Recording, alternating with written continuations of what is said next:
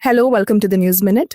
A sessions court in Kerala's Ernakulam has just pronounced Actor Dileep not guilty of conspiracy and other charges leveled against him in the Kerala actor assault case. The prime accused, Pulsar Suni, and others have been convicted. This is a moment of collective catharsis for many, and it is also a moment of celebration for those who support the actor. There are vital questions and gaps that this judgment leaves us with. To discuss that, we have senior lawyer and rights activist Sandhya Raju with us. Thank you, ma'am, for joining with us.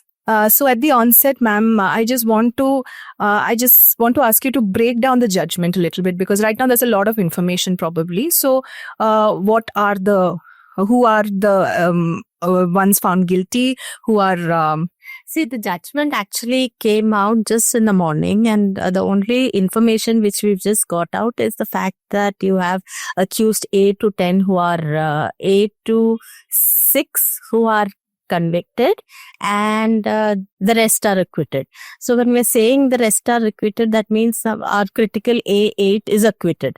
Who is the person of interest in all our conversation, because the entire case was kind of built on the conspiracy angle, and he was the main conspirator. So everyone knew that the main person who actually did the act, they would be convicted. But who was the conspirator is someone which we all know is a very famous actor, and he, unfortunately, the court has not found him guilty, and they have not been. So what the court is saying, that the prosecution has not been able to prove conspiracy, and the thing is, as per law, conspiracy has to be proved beyond reasonable doubt, and that beyond reasonable doubt has not been able to be proved. What we will have to read the judgment to actually find out what were the reasons for not proving, what were the reasons where the court felt that conspiracy could not be proved.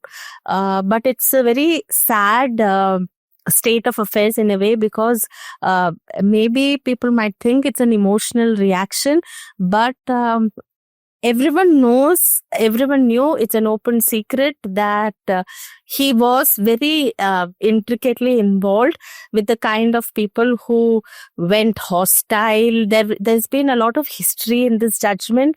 So a lot of people went hostile.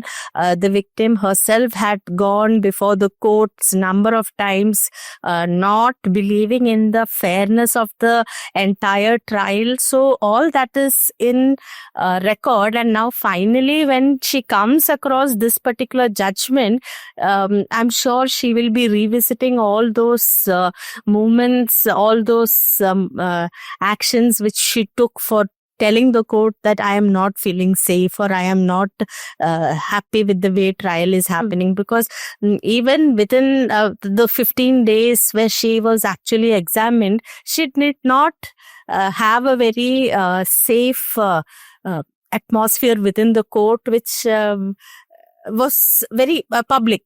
So when we are talking about, a victim not being victimized and making efforts for giving her a safe space, when she says that it is not being there and that not being taken into account, actually one feels sad.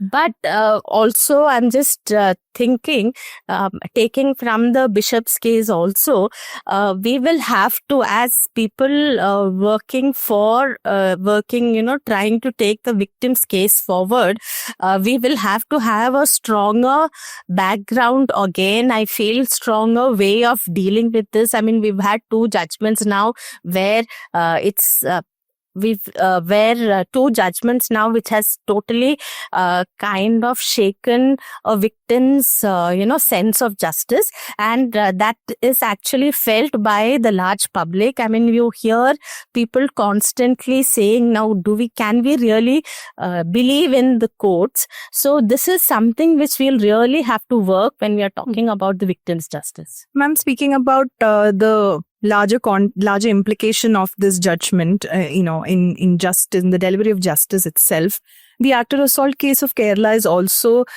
it's a case that has triggered a large feminist movement, a movement that has led to the formation of the Women in Cinema Collective. Many female actors have been isolated. Systemically, they've lost work. Then it led to the publication of the Hema Committee report. So the sexual harassment and its prevalence in the industry was finally acknowledged by a committee set up by the government. So there's a whole movement that this has triggered. So it must be, I mean, it is very disappointing for those who have supported the survivor, because they've also been bullied a lot by Dileep's PR allegedly, and also by other stakeholders, men's rights activists, etc. on the internet. So what would you want to tell them? I would say that it is disappointing, definitely, but I still feel there is a silver lining in the fact that a women's collective was formed. I also feel that because of that, internal complaints committees have been forced to be set up in the institutions, in the production houses. So people can talk about it. Now what we'll have to, I mean, it's a long journey. It's not as if that, it's not not like an overnight, everything is going to be perfect. But like I said earlier, there are steps which have been taken forward, but what we'll have to continue the struggle. And I feel that we'll have to, as a lawyer, I feel that the victims' rights, jurisprudence, and the prosecution, we'll have to see how that can be strengthened, because we are constantly looking at this entire thing from the court actually looks at it from the accused point of view. That's why we have reasonable, you need to prove beyond reasonable doubt. That's a very legal term. But though there have been, there have been judgments which have kind of given given kind of leeway or kind of relaxed a lot of those criminal provisions, evidentiary provisions. But somehow I feel that's not enough. We'll really have to work and see from the start how we can actually sharpen or tighten the case of a victim. Because if you look at this entire journey of the victim from the time she registered the FIR till now, we would see that there have been enough and more instances of witness tampering, intimidations, then evidence tampering. This has been there throughout, and where critically, when it could have been, maybe that it could have been addressed, that was not addressed, and it was just seen as like, it was as if the system was trying to protect the main accused and rather let go, which may seem a very emotional reaction coming as a lawyer. But I feel that we could have done more. And I would really say that the system failed the victim rather than a loss, a victim's, failure. I mean, she should not feel dejected, because I feel there has been a movement for ensuring that women within the cinema are protected. There are a lot of women who are looking up to her. I feel we should take it forward, understand why the judge gave the judgment as it is, as we see, and we'll have to look at it in a very legal manner, I feel. Nice. This is a senior lawyer telling us that the system could have done better, that the trial could have been better, and that the survivor has been failed by the system. So there could be one doubt that arises in the minds of many like me. The crux of the conspiracy was that Dileep had personal vendetta against the survivor, which is why he allegedly orchestrated the crime through Palsasuni and the others. Now, if Dileep is out of the conspiracy, then what do we understand of the motive that Palsasuni and others have to attack this particular actor? I mean, that is also a large gap in the whole narrative, right? Like, for those who may be confused like me. I know, I understand, but motive, what the motive was, what the court found the motive was, we'll have to look at the judgment to see.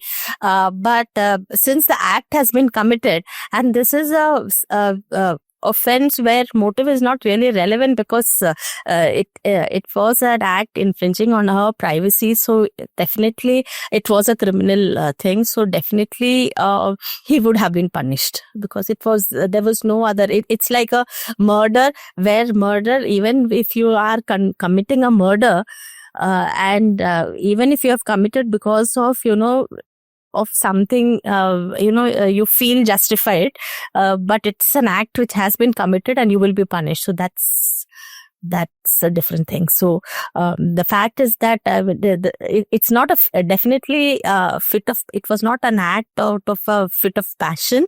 We all know it. It was not because of that. And very clearly, when he accosted her, he said it is a quotation. So where the quotation was and all that, I mean, from what is there available in the media, we know the link was there, but like what the court felt was important, that we have to check the order to read it. So once we read the judgment, we'll know, then we can criticize. And the best part is that we can go on appeal. We have that option available. But the sad part is that now the accused will feel that he's let off, and he's innocent. And people who kind of supported him will feel justified in supporting him. So that is slightly a difficult pill to swallow for a lot of us who are who know that this has happened.